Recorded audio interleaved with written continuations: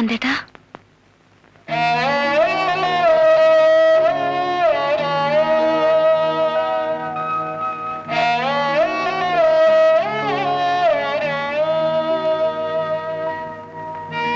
ക്ലോക്കിൽ രണ്ടടിക്കുമ്പോഴും ഞാൻ ഉണർന്നു നടക്കായിരുന്നു. നന്ദേട്ടൻ എന്താ ഇവിടെ അങ്ങ് കിടന്നുകളഞ്ഞത്? എവിടെങ്കിലും കിടന്നാ പോരെ? ഇന്നലെ രാത്രിയിലത്തെ മൂഡ് മാറിയില്ലെന്ന് തോന്നുന്നു. ചായ കുടിക്കേ? അവിടെ വെച്ചേക്ക്. നന്ദേട്ടൻ എന്തു പറ്റി? എന്നോട് എന്തെങ്കിലും ദേഷ്യം ഉണ്ടെങ്കിൽ തുറന്നു പറയണം. ഈ അവഗണന എനിക്ക് സഹിക്കാൻ പറ്റില്ല.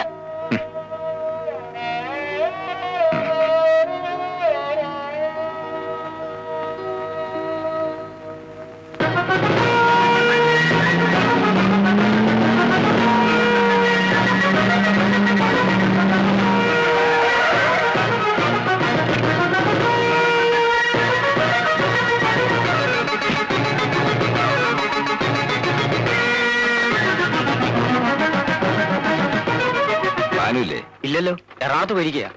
എപ്പോ വരും? നാളെ വരും.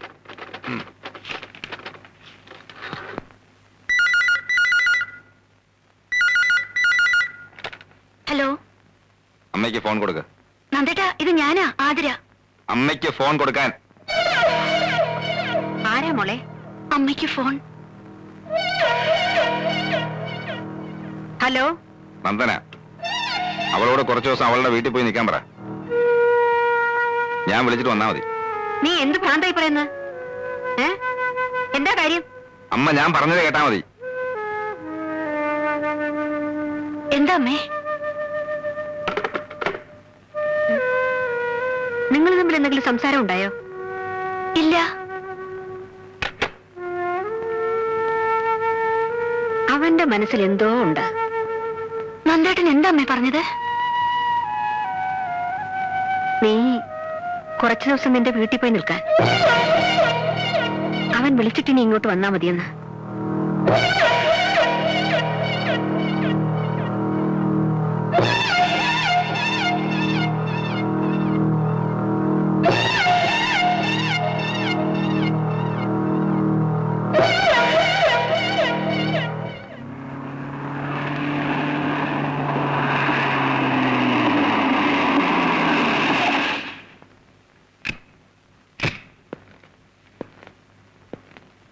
എന്തു പറ്റി? അവള് പോയില്ലേ? ഇല്ല. കാര്യമറിയാതെ അവളെ പറഞ്ഞു വിടുന്നത് ശരിയല്ലെന്ന് എനിക്ക് തോന്നി. ഒരു രാത്രി കൊണ്ട് ഇവിടെ എന്താ ഉണ്ടായേ? അമ്മ അത് അറിയണ്ട. അമ്മയ്ക്കറിയണം. വീട്ടിൽ പറഞ്ഞു വിടാൻ മാത്രം എന്ത് തെറ്റാ അവള് ചെയ്തത്? അവള് ചീത്തയമ്മേ.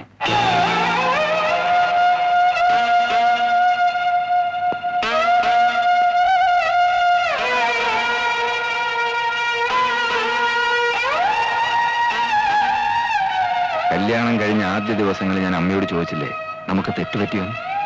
തെറ്റുപറ്റിയെന്ന് ഇപ്പൊ ബോധ്യമായി. അവളും ഭാനും കൂടെ എന്നെ പറ്റിക്കായിരുന്നു. നിന്നോട് ഇതൊക്കെ ആര് പറഞ്ഞു? എന്റെ കൈ തെളിവുണ്ട്. അവക്ക് പോലും നിഷേധിക്കാൻ ഒക്കാത്ത തെളിവ്. അവളിപ്പം നിന്റെ ഭാര്യ മാത്രമല്ല, നിന്റെ കുഞ്ഞിന്റെ അമ്മ കൂടെയാണ്. ശരിക്കും ആലോചിച്ചിട്ട് വേണം പറയാൻ. ഞാൻ ഒത്തിരി ആലോചിച്ചിട്ടെടുത്ത തീരുമാനമാണ്. ഇനി അവൾ ഇവിടെ നിന്നാ എനിക്ക് ഭ്രാന്ത് പിടിക്കും.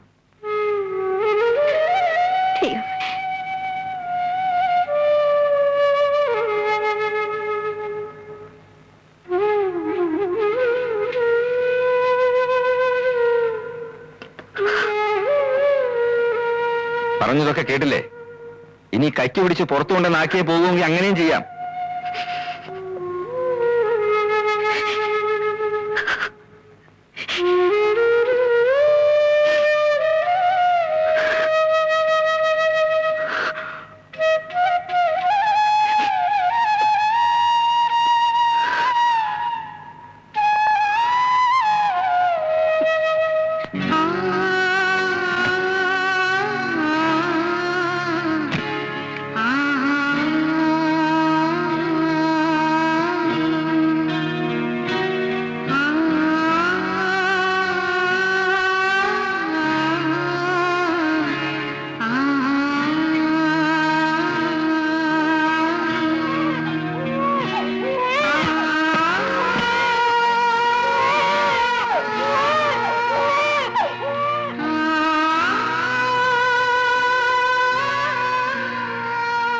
മോളെ,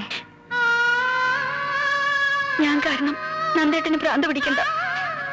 എന്നെ പിടിച്ച് പുറത്താക്കുന്നതിന് മുൻപ് ഞാൻ സ്വയം പൊയ്ക്കോളാം. പോട്ടെ അമ്മേ.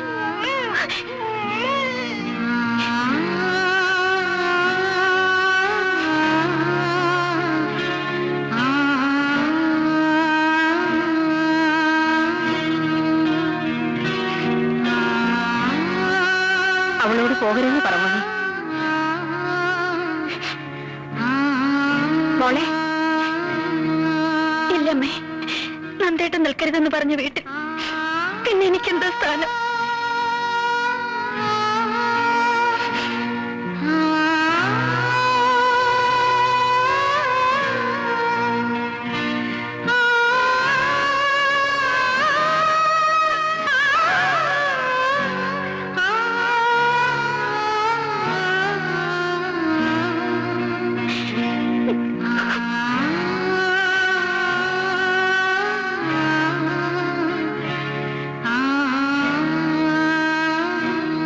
താനെന്തിനാ ഇപ്പൊ ഇങ്ങോട്ട് വന്നേ? നാളെ കേസല്ലേ? സാറ് വരാൻ പറഞ്ഞവര് ആഫീസിൽ വന്ന് ഇരിക്കാൻ തുടങ്ങിയിട്ട് കുറെ നേരമായി. അവരോട് പൊക്കോളാൻ പറ. ഞാൻ കേസിന് ഹാജരാകുന്നില്ല. എന്താ സാർ? മണ്ണാൻ കേട്ട മനസ്സിലായോ? നാളെ അവധിക്ക് അപേക്ഷ കൊടുക്കാൻ പറ. ഓ,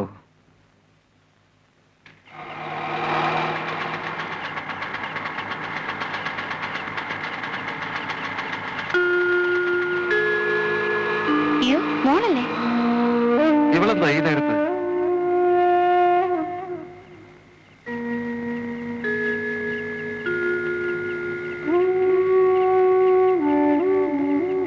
നീ എന്താ മോളെ ഈ നേരത്ത്?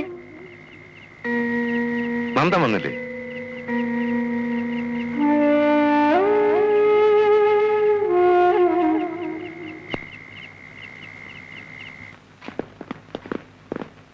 സാറേ, ഇന്ന് വിസ്താരം നടക്കുന്നു തോന്നണില്ല. അതെന്താണോ? നന്ദകുമാർ സാറ് ഹാജരാകുന്നില്ല. അവധിക്ക് അപേക്ഷ കൊടുത്തു. അവധിക്ക് അപേക്ഷ കൊടുത്തോ? ആ, ഇപ്പൊ കൊടുത്തോളൂ. ജമാലെ, സാറിന് എന്താ സുഖമില്ലേ? ഏയ്, അസുഖമൊന്നുമില്ല. എന്തോ ചെറിയ ഫാമിലി പ്രോബ്ലംസ്.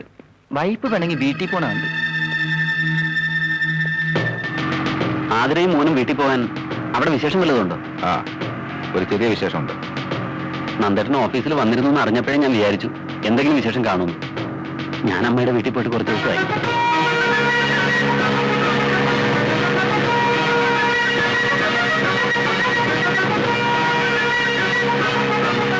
എന്തിനാ നന്ദേട്ട ഇപ്പൊ സ്പീഡ്? നിങ്ങൾക്ക് പോയാൽ പറയും.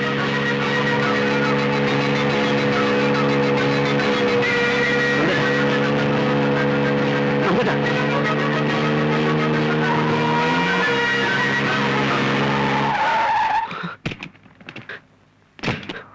ഏത് നരയത്തിലെ കിടന്നറിയാതെ ഞാൻ ഈ വണ്ടി കയറില്ല.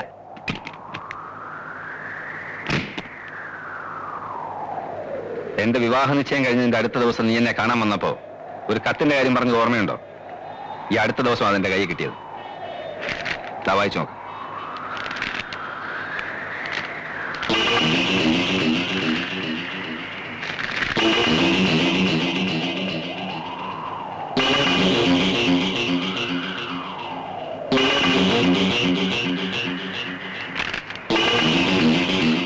ആ കാമുകൻ നീയല്ലേ? അല്ല നന്ദേട്ടാ.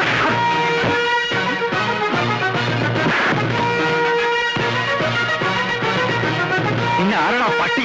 നന്ദേട്ടാ, ഞാൻ പറയുന്നു കേൾക്ക്. നന്ദേട്ടാ, ആതിരയുടെ ഭാവന സൃഷ്ടിയാണ് ആ മനുഷ്യൻ. നന്ദേട്ടന്റെ പ്രപ്പോസൽ അവൾക്ക് ഇഷ്ടമല്ലായിരുന്നു എന്നുള്ളത് സത്യമാണ്.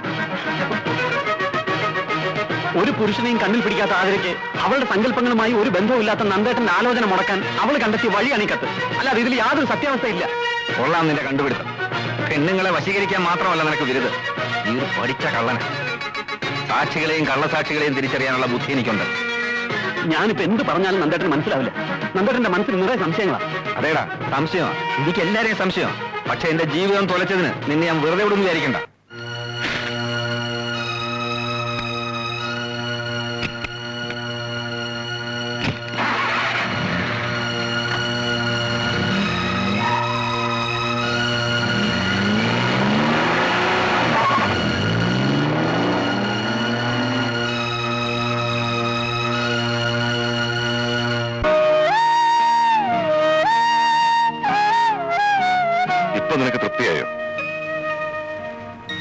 പ്രായമായ പെണ്ണ, സ്വന്തവും ബന്ധവും വെച്ചുകൊണ്ടുള്ള കളിയും ചിരിയും വേണ്ടെന്ന് ഞാൻ എത്ര തവണ നിന്നെ വിലക്കി.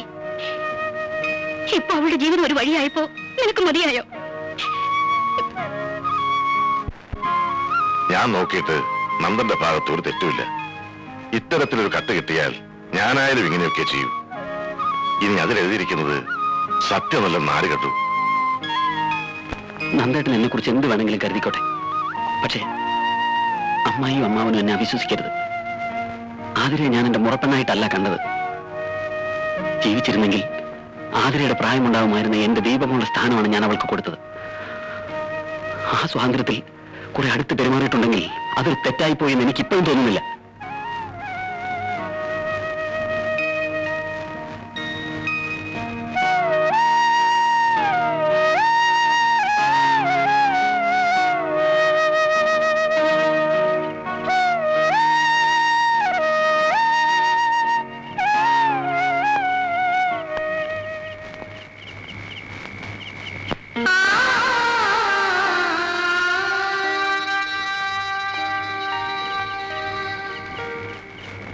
കൂട്ടുകാരുടെ മുമ്പിൽ ഷൈൻ ചെയ്യാൻ വേണ്ടി നമ്മൾ പല കുസൃത്തരങ്ങളും കാണിക്കും. കുഞ്ഞുനാളിലെ നീ അതിന് മിടുക്കിയായിരുന്നു. പച്ചില ഊതി കളിക്കുമ്പോ മറ്റുള്ളവരുടെ കണ്ണിൽ മണ്ണ് ഊതി പറപ്പിക്കാനായിരുന്നു നിനക്ക് താല്പര്യം. നന്ദേട്ടന്റെ പ്രപ്പോസൽ മുടക്കാൻ വേണ്ടി മാത്രമല്ല, ഫ്രണ്ട്സിന്റെ മുമ്പിൽ വലിയവളാകാൻ കൂടിയ മോൾ അങ്ങനെ ഒരു കത്ത് എഴുതിയെന്ന് ഭാനുട്ടനറിയാം. പക്ഷെ ആ കുസൃതി ഒരു ബൂമറാങ് പോലെ തിരിച്ചു വന്നല്ലോ മോളെ. കരയാൻ വേണ്ടി പറഞ്ഞതല്ല. എന്നെ ആരെത്ര വേണമെങ്കിലും അവമാനപ്പെടുത്തിക്കോട്ടെ, നാട്ടുകാർ പറയുന്ന ഒന്നും തിരുത്താൻ ഭാനുട്ട് മെനക്കെടാറില്ലെന്നറിയാലോ. മോളുടെ കാര്യം അതല്ല. നന്ദേട്ടന്റെ തെറ്റിദ്ധാരണ മാറ്റാൻ എന്നാലാവുന്നതൊക്കെ ഞാൻ ചെയ്യും.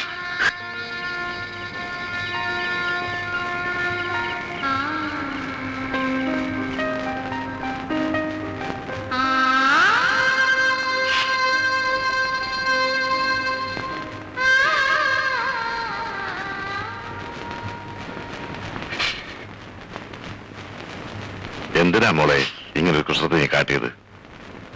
അന്ന് ഇങ്ങനൊരു ബന്ധം വേണ്ടാന്ന് നീ പറഞ്ഞപ്പോ ജീവിതത്തെ കുറിച്ച് നിനക്കൊന്നും അറിയാഞ്ഞിട്ടാണ് അച്ഛൻ കരുതിയത്. അതാ നിർബന്ധിച്ചത്.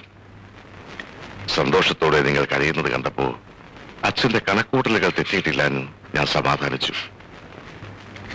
ഇനിയിപ്പോ എന്തു പറഞ്ഞ അച്ഛൻ നന്ദനെ ബോധ്യപ്പെടുത്തേണ്ടത്? നന്ദേട്ടനെ പിരിഞ്ഞിരിക്കാൻ എനിക്കാവില്ല അച്ഛാ. എനിക്ക് കാണണം. ഞാൻ പറഞ്ഞ നന്ദേട്ടനെല്ലാം മനസ്സിലാവും.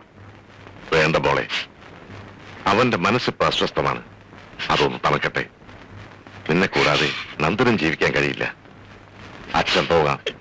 കാല് പിടിച്ചെങ്കിലും അവന്റെ മനസ്സ് മാറ്റാൻ. മക്കളെ കൊഞ്ചിച്ചും ലാളിച്ചും വളർത്തുന്ന അച്ഛനമ്മമാരെ ഞാനും കണ്ടിട്ടുണ്ട്. കൊഞ്ചല് കൂടിയാ പിള്ളേരെ വഷളാവും. അതാ ഇവിടെ സംഭവിച്ചത്.